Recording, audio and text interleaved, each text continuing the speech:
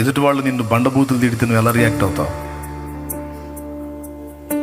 నిన్ను అవతలవాడు తిడితే నువ్వు ఎలా రియాక్ట్ అవుతావు? బాధపడతావు. నువ్వు అవతల వాడిని తిడితే కూడా అంతే ఫీల్ అవుతాడు. నీ పైన యజమానుడిగా ఉన్నవాడు, నువ్వు జాబ్ చేసే స్థలంలో నీ పైన యజమానుడిగా ఉన్నాడు,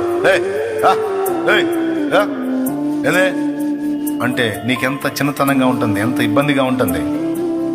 మరి నువ్వెట్లా అంటావు? నీ కింద ఉన్నోడిని అవతలోడు అంటే బాధపడుతున్నావు, నీ గుండె నొచ్చుకుంటుంది కదా, మరి నువ్వెలా అంటావు? నువ్వు కష్టం చేసిన దగ్గర కూలి డబ్బులు ఎగ్గొడితే నువ్వెంత ఫీల్ అవుతావు? మరి నీ దగ్గర కష్టం చేస్తున్నోడికి కూలి డబ్బులు ఎగ్గొడితే మరి వాడెంత ఫీల్ అవుతాడు? వాడెంత ఫీల్ అవుతాడు?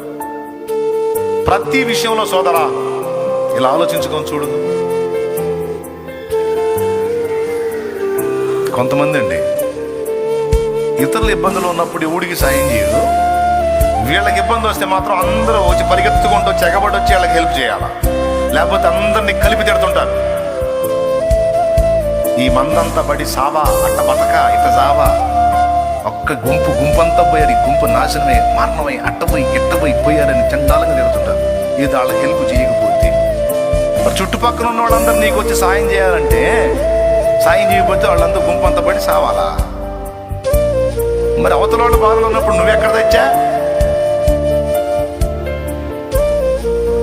ప్రతి విషయంలో ఇది వర్తిస్తుంది. ఈ సంగతం లేదు, ఆ సంగతం లేదు, అన్ని విషయాల్లో. దేవునికి స్తోత్రం.